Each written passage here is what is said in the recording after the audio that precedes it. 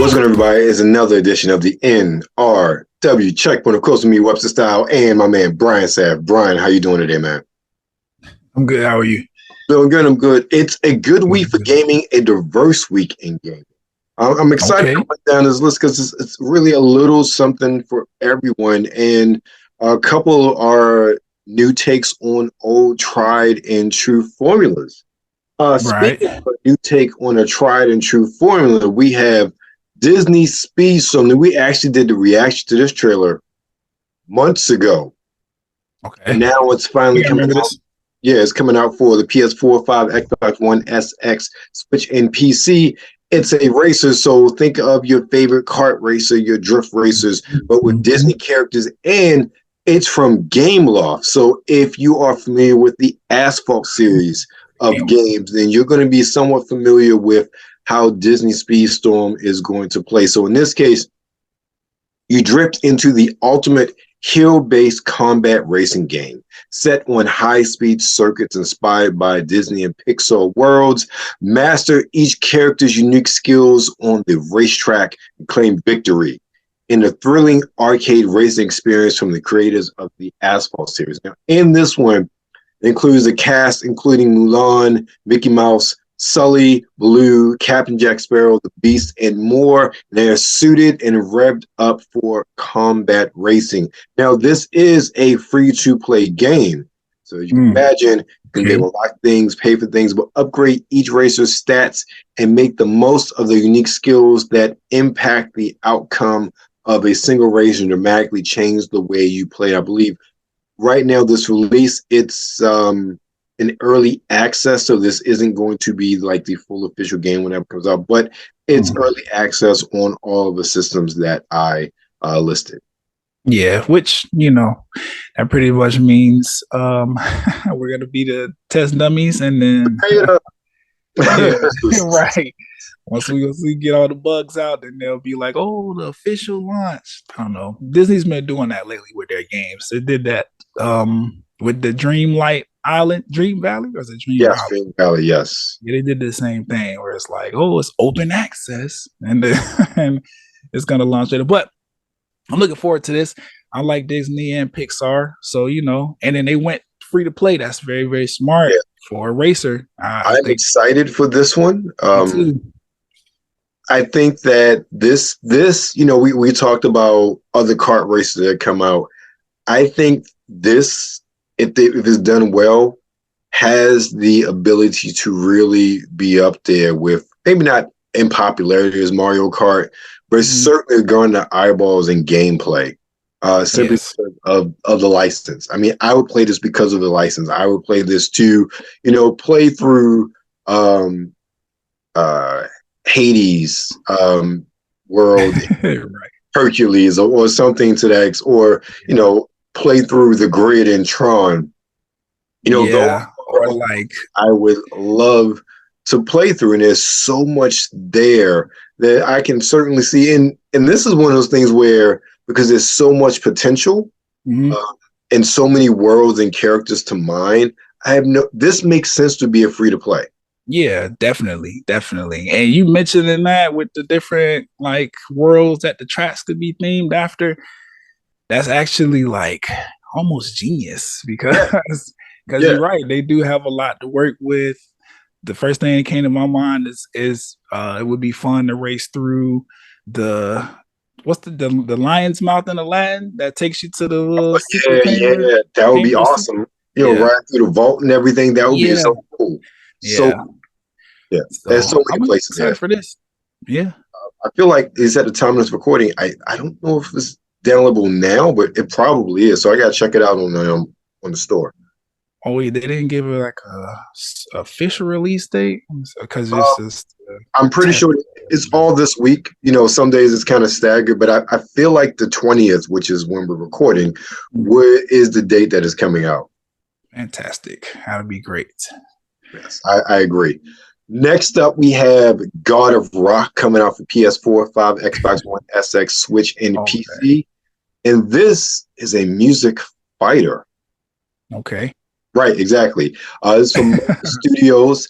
The God of Rock has gathered the universe's greatest musicians to clash in musical supremacy, battle to the beat by hitting notes in rhythm, and unleash harmonic attacks against opponents in this competitive rhythmic fighting game hybrid. We are watching the trailer for this because when I saw the synopsis, I'm like, oh, we got to see what this is about.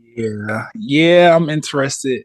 At first, it kind of sounded like Guitar Hero a little bit, but I don't know.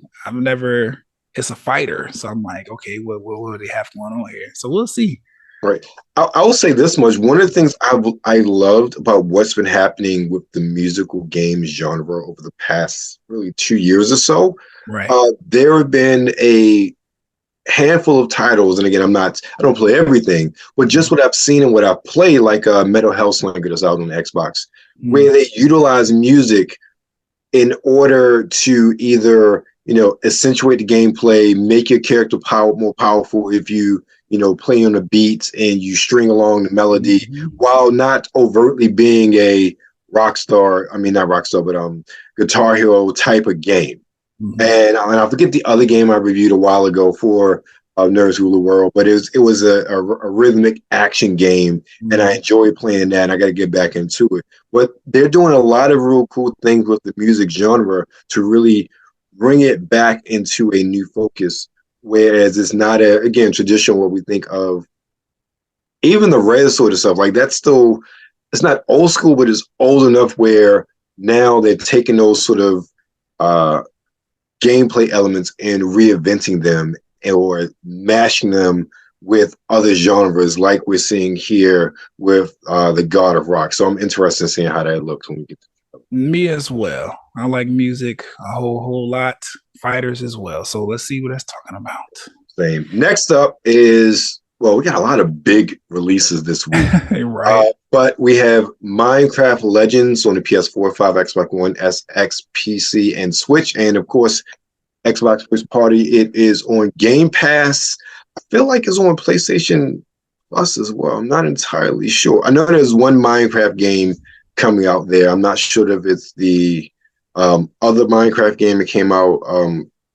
Anyway, this is out this week. It's RPG, strategy RPG from Mojang Xbox Studios. Synopsis. Discover the mysteries of Minecraft Legends, a new action strategy game. Explore a gentle land of rich resources and lush biomes on the brink of destruction. The ravaging piglins have arrived, and it's up to you to inspire your allies and lead them in strategic battles to save the overworld. Okay. So Brian, what do you think? You're very much into strategy RPGs. I don't know. I mean, I am. Yes, I am. But I'm not very versed on Minecraft. And I don't know. Something about the Minecraft, like, franchise or title, whatever, it doesn't, like, appeal to me like that. Right. But, I mean, a good gameplay trailer that changed my mind about any game. So I'm interested to see what it's about. Like I said, I'm not like super knowledgeable about the Minecraft like player sphere or ecosphere. Like I'm not versed on that game, but I'm interested to see what it's talking about. I mean, they're trying to make a story out of the RPG. We are not watching the trailer for that one today. Okay, yeah, I can check that out. But there is a story for it though, and that other Minecraft game escapes me because it's like a dungeon crawler, so it's really fun to play and very easy to pick up. Now, I'm not well versed in Minecraft either from a traditional Minecraft gameplay. Right. My biggest introduction to Minecraft was the Minecraft story mode that was on Netflix. So watching that series. And that was fun and interesting and a good gateway into that world. So I got a basic understanding from there. So I can, if you're not familiar, watch that. I think that's a pretty good introduction to the world of Minecraft as far as like the lore and everything. Okay. But I'm not too much into strategy games, so I don't know, but it's on Game Pass. So I may check it out just because. Okay. Yeah, I'm taking a look at that because I don't know, anything that manages to like have the kids in the chokehold, like the literal like kids of the world. I'm always interested to see like what is it about this, and I guess to what you were saying, the Netflix story mode thing or whatever, that's probably a big help in pushing kids towards the game because they have something to connect what they're doing to, you know what I'm saying, like content that feeds them in a different way. So I'm gonna check that out and see if I'm interested in Minecraft, and then maybe we'll move forward. We'll see. Right, right. Now, this is one of the things I like about this Minecraft in general, as far as these additional games. Minecraft has been around for 12 years, so you got to think those 10-year-olds that started playing Minecraft are now drinking age. Yeah. So you constantly have to evolve the series in order to those people that love the series bring them back to or keep them involved. And they may have grown out of the basic gameplay, but they still love the world. So Minecraft Legends and the other Minecraft game that came out are really good ways, in my opinion, to keep them involved in the property going forward. Yeah, I can agree with that, as well as entice new players that are up and coming generations. Right, exactly. Next up is a side or a spinoff of another well-known franchise. This one is the Mageseeker, a League of Legends story. And this is on the PS4, 5, Xbox One, SX, PC, and Switch. This is an action RPG from Digital Sun and Riot Forge. From Digital Sun, creators of Moonlighter, the Mageseeker is an action RPG in the League of Legends universe. You play as Silas, a mage now free from years of captivity. We wield the chains that once bound you to liberate Demacia from the Mageseeker's tyranny. So we are watching the trailer for that one. Okay. Sounds interesting enough. All right. League of Legends is huge as well, so I'm pretty sure it's a solid game. Yep. Yeah, for real. It looks pretty cool too. I just saw a brief clip of the trailer. I'm like, all right, I like that. Okay. All right. Next up is a game we don't get too much into, but Final Fantasy Pixel Remaster series on the Switch and PS4. It's been on PC for a while. It's been on mobile for a while. They were charging insanely too much money for it when it came out physical. So I think we talked about that at one point in time. Yes, we did. We talked about that on one episode. Okay. Losing their damn minds for how much they're charging for pixel remasters. But this is a high-def pixel remaster, 2D pixel remasters of Final Fantasy 1 through 6. So yeah, that's pretty much it. I'm about to say. Not too much to say about it. Yeah. But I think that's kind of smart though. You think about the graphics between Final Fantasy 1 and 6. They're not too far from pixels. So no, I think it's a good idea. I just think that what Square Enix is charging. Yeah, that's the no-go. That's ridiculous. Yeah. So next up, we have, this is probably the one game this week that I'm looking forward to, really. And it's Coffee Talk Episode 2, Hibiscus and Butterfly. Is coming out for the PS4, 5, Xbox One, SX, and Switch, and Game Pass. Now, I have Coffee Talk is a series that, let me back up. So it's a simulation. It's like a talking coffee making simulation. It's from Told You Productions and Course Worldwide. Dust off your coffee machine and prepare your warmest smile to meet your customers again. In the second episode of the much-loved coffee brewing and heart-to-heart talking simulator, Coffee Talk Episode 2, Hibiscus and Butterfly. Now, let me frame this for you. So, Coffee Talk is a game that is on Game Pass. It's leaving because Part 2 is coming out, but they also gave it away as one of the games with gold when they were actually giving away some good games. So it's a game that if you just kind of want to chill and relax, it's a great game. You're literally like having these conversations with these people, and then you're making their orders and their coffee and slinging it to them. You get achievements for that, but you also hear very interesting things, and it's set in this world where like humans and orcs and fairies and all different sort of mystical creatures live together, and they all come into this coffee shop where you're the proprietor of. Okay. Interesting. So as you make that coffee and kind of like talk to them and things, you learn things about the world outside of the coffee shop. Yes, exactly. Okay, interesting. Yeah, like fairies and something else can't be together, and it's weird and interesting at the same time. Yeah, I imagine. I've played or I've seen somebody play a game like similar. I don't know. You may be familiar with it. I don't know the name of it, but you're a taxi driver and you're trying to solve a mystery by listening to the conversations. I know what you're talking about. I don't remember the name, but I know exactly what you're talking about. Okay, that's kind of what kind of sounds like what it reminds me of. Or got you.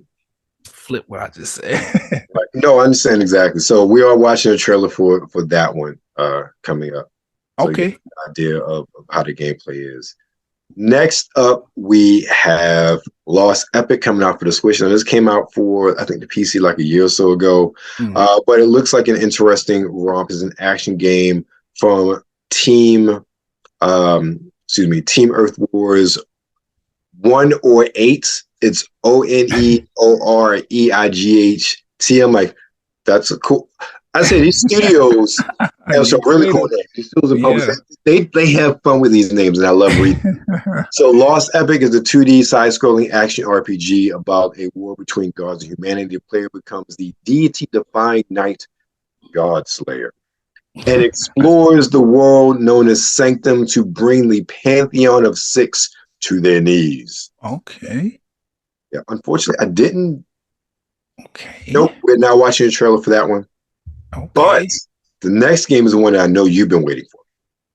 Is that Advanced Wars 1 and 2 Reboot Camp on the Switch is a RTS. It's from Wave Forward Technology. So the masters, creators of the Shantae series have taken on Advanced Wars and repackaged them, published by Nintendo. So it's a Advance Wars is an RTS from Way Forward, published by Nintendo. It is a remake of the first two titles in the Advance Wars series, Advance Wars and Advance Wars 2, Black Hole Rising. So these came out for the Game Boy Advance, if I remember, it's Game Boy Advance era. So yeah, so we'll definitely look at the trailer for that. And surprisingly, it's video games are weird. Because this is supposed to come out like a year ago, if I remember correctly. It makes sense. And they pushed it back because they were sensitive to the ongoing geopolitical struggles over in Europe. And I'm just thinking, let's be real. Nobody is buying this game is worried about geopolitical struggles in Europe. Let's be real. Right. I don't understand the sensitivity or the public comment about it being sensitive what's going to look. A war is a war. There's a war going on everywhere all the time. Yeah. It doesn't change anybody. That doesn't change Modern Warfare from dropping. Right. It doesn't. That's a game, because it is, depending on subject matter, that's a game I would be like, you might want to hold off on this considering what's going on. But Advanced Wars, really? Advanced Wars? I think it's literally just because some of the stages are set in Europe, and we know what's happening with it's Russia and stuff. Yeah, that's what RTS. Right, and to your point, as much as Call of Duty and Battlefield have painted Russia to be an extremely terrible country. Exactly. And they drop those games consistently every year, no matter what. Like, I don't think they should be concerned about Advanced Wars 1 or 2 or this reboot. But at the same time, I am appreciative. I respect that people are like, keeping that kind of stuff in mind, because for whatever reason, there will be somebody on the internet that's upset about a game coming out that depicts something that's happening in real life. So kudos to them for being, aware, but I mean, it's not necessary. Yeah, your audience is not the audience. Yeah, I was about to say, we've been honest, like Advanced Wars is not even, I don't know, it's on the more like childish, friendlier side of war games. So it's like, you could really be going out to Call of Duty with this kind of stuff, but I guess Advanced Wars are advanced enough to be picked out. I don't know, but I'm glad it's finally making its way out. I did have a copy of Advanced Wars as a kid on my Game Boy Advance. It's part of the reason I like strategy games. So yeah, I'm gonna see what this reboot is talking about. Okay. Speaking of games that have been delayed, the next game was a game that was originally announced way back in 2014. Yes. 2014. The good old days. Anyway, right. This game, everybody, suit up, get your zombie bashing gear on. We return back to Dead Island with Dead Island 2 on this PlayStation 4, 5, Xbox One, S, X, and PC. Action with RPG elements from Dambuster Studios, developer and publisher Deep Silver. So it's a sequel to the 2011 video game Dead Island, which has still, in my opinion, has one of the greatest video game commercials ever. With that, in the hotel room with the kid, that is an awesome commercial. Like masterclass in wanting you to buy a game that looks nothing like the game, but it's a beautiful game. I was about to say, yeah, I understand what you're saying. Yeah. So it's the third major installment in Dead Island City series, set about 10 years after the events of Dead Island and Dead Island Riptide, which makes sense considering how long the game took to come out. It sets, in this case, it takes place between the cities of Los Angeles and San Francisco, which have been quarantined due to the zombie outbreak. So you're not on an island, you're in Cali. Between LA and San Francisco, there's some good distance between the two. So I'm assuming that the world itself is quite expansive. Yeah, definitely. Because it's like whole different parts of the state right there. Yeah, exactly. So with that, without further ado, let's get into our trailers. First up is Dead Island 2. Let's do it. I wonder if if Dead Island 1 has been put on free somewhere so people could play it again to remember what happened. Because 10 years. Got some water. That was 360 in the PS3. Right. We skipped the whole generation. Right. And then, because Dead Island 1, how long ago was Dead Island 1 before they announced the 2 was coming out? They announced 2-3 years later. Oh, see? But they everybody that played Dead Island 1 is now. Like everybody. Right. Because they switched developers. I think midway through developing what they did, so they redid it from ground up. Right. Well, I mean, hey, I waited almost half my life for Kingdom Hearts 3, so True. I'm pretty sure people still gonna be excited. There's millions of those things out there, just waiting to sink their teeth into us. I mean, it looks good. It does. I think the survival of the human race may depend on the blood in my veins. Yeah, man, no shit.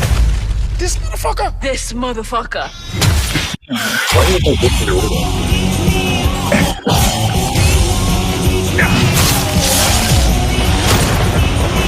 Come on, fuckers.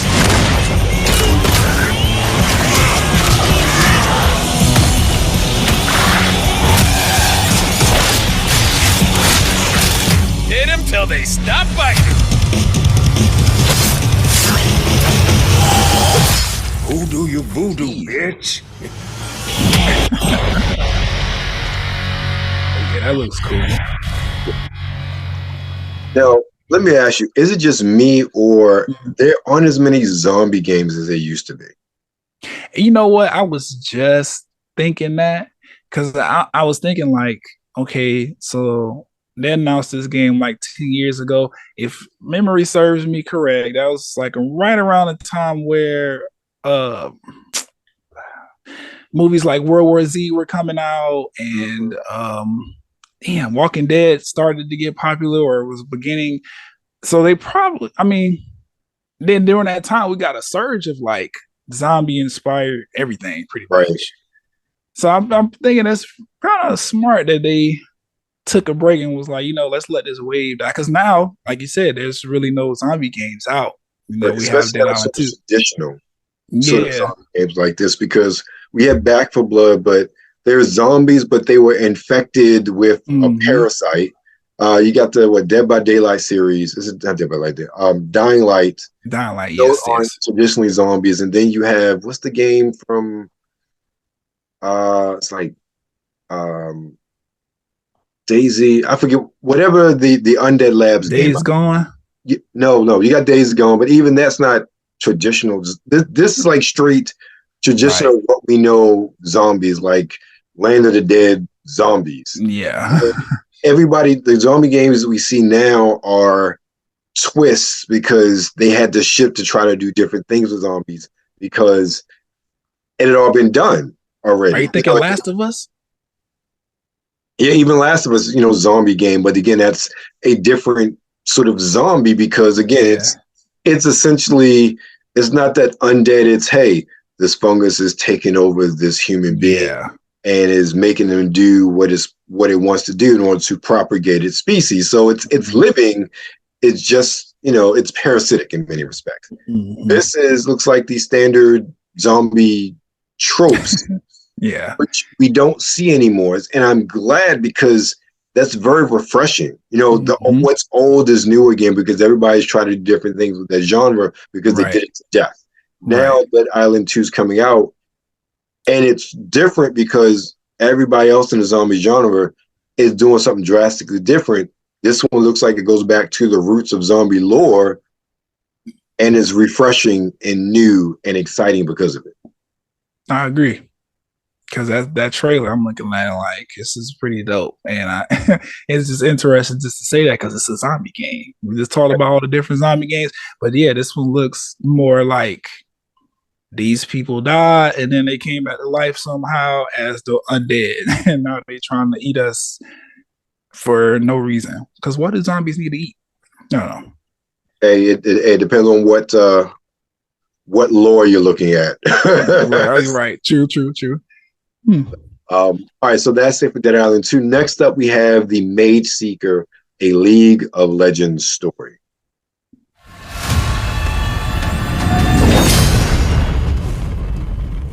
No, is that gonna be?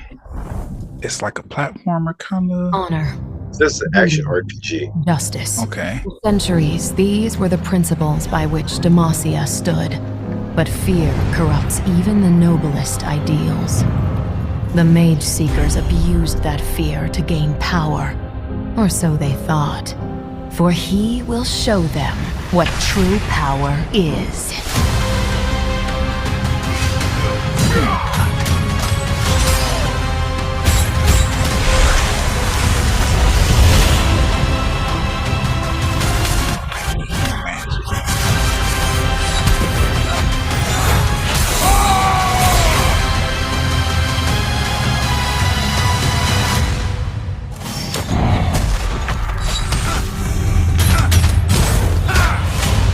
Demacia, the city of radiant virtue. It is time to reveal the truth of its darkness.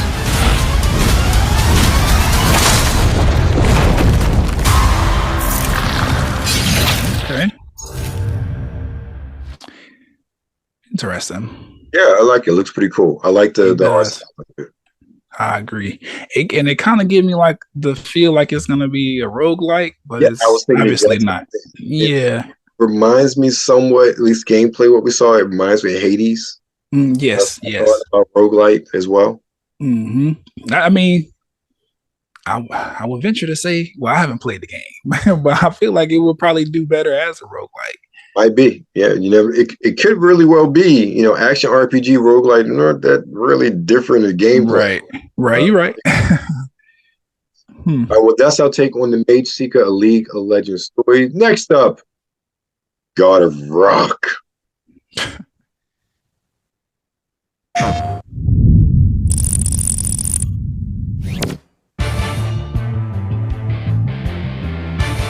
fates brought us here.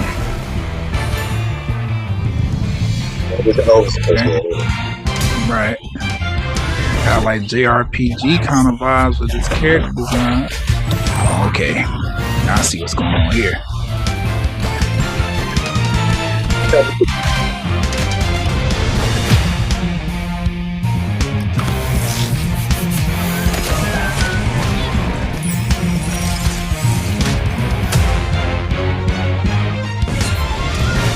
online player. Multiplayer. Okay, I was waiting on that part right there because this looked great for an online game. Yeah.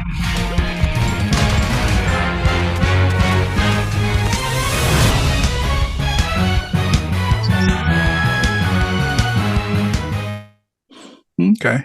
All right, so you can't have lag in a game like this. Or you will lose. Yeah, you will lose. It reminds me of like Puzzle Fighter. Like they took a puzzle game and turned it into a fight. You hit certain, take out certain blocks, you do certain moves. Yeah, it's interesting. I still think it's going to be very niche because it still has that traditional rhythm game motif as far as bashing particular colored button at this time. Right. So yeah, I'm wondering what the learning curve is like too.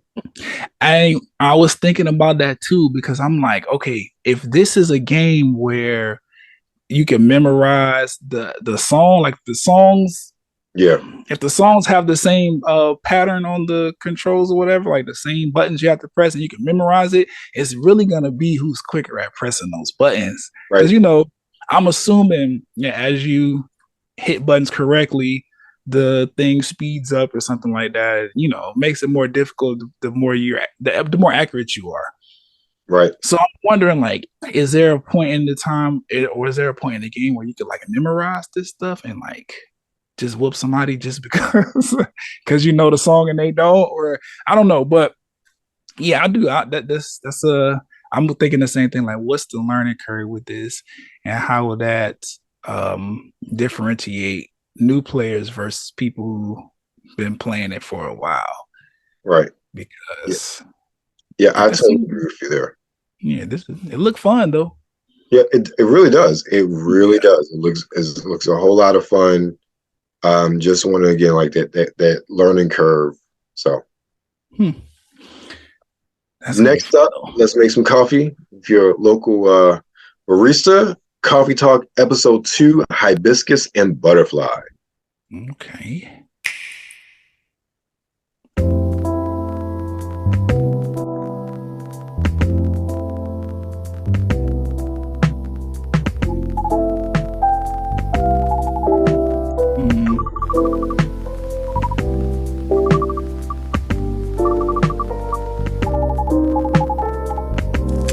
This game is very text heavy. Yeah, I see. Make it akin to almost like a visual novel. Okay. Like making coffee in between, and you can do like coffee art and everything. I see. Man, he got left. I'll say this much: don't play this game. You're tired because this music is so soothing. I've played the first one, and I've been sitting there, and I'm playing it, and I'm like. Because the music is just so. It's not that the game is boring. It's just the music of this game is so soothing. It is not just Starbucks. Working like it was disco up in that bad boy. Nobody. It's smooth and it's mellow, and it fits the tone of the conversation, but it's relaxing as well, which is one of the reasons why I like playing this game. And I play it too many times a night when I'm tired. But that's Coffee Talk 2. Hibiscus and Butterfly. That looks dope. I think might venture back the Coffee Talk 1 just to see, because it do sound like the music anyway. It do sound like a lo-fi video off of YouTube or something. Yeah, exactly. Just throw it in the background to work. But those games like that where it's like really, really text heavy and there's the story is the main focus there, those tend to be like really, really good. So I'm interested in taking a step and seeing what Coffee Talk is about. All right. I don't mind a cup of joe every now and then. Exactly. And next up and final on our trail list this week, we have Advanced Wars 1 and 2 Reboot Camp.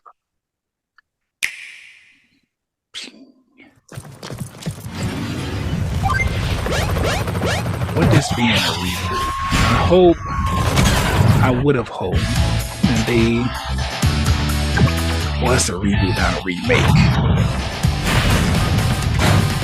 It's a remake. 1 and 2. Not a remaster. It says a remake. Okay. Well, I definitely see the graphical improvement, so I'll accept. Okay, reimagining. Okay.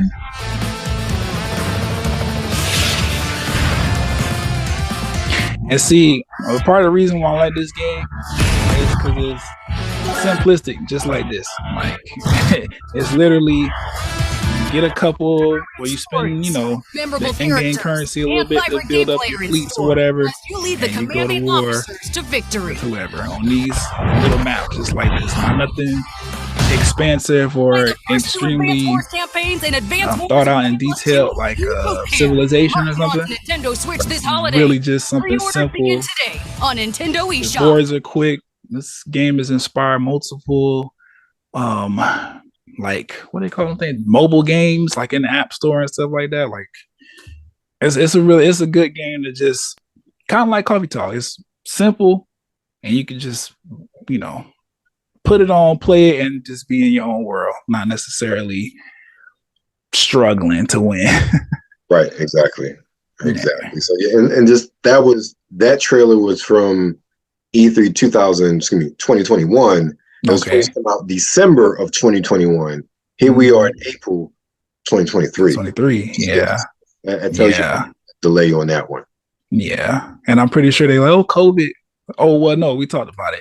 They're worried about other Ukraine, things. Basically. Right. All right, okay. So that's it for our games this week. Brian, what do you have coming up?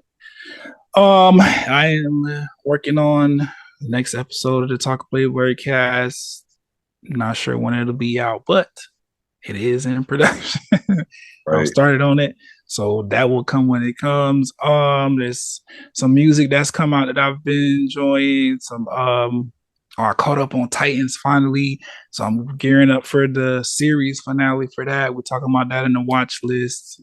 Abbott Elementary just had their season finale or season 2 finale. A few things, in the headlines that people are discussing, and some very, very some game stuff. The new season of Overwatch started. I told you, or we talked about it last time, I got Marvel's Midnight Sun, talking about that. I have some things to discuss, so that'll be out shortly. Yeah. Right. What about you? What you got going on? I am behind, but I'm currently in the planning stages of episode 150 for this podcast. So trying to do something special. Had a lot of great interviews lately on the YouTube channel, so you'll hear some of that on there. Just trying to figure out some new and exciting things for episode 150. So that'll be out in probably next week and a half or so. Okay. So, looking forward to it. Thank you. So you are currently with Nerds Rule the World. Make sure you follow us on Twitter at the NRW, on Instagram News Wednesday, of course. You're on YouTube. So make sure you like, share, and subscribe. And make sure you get your coffee.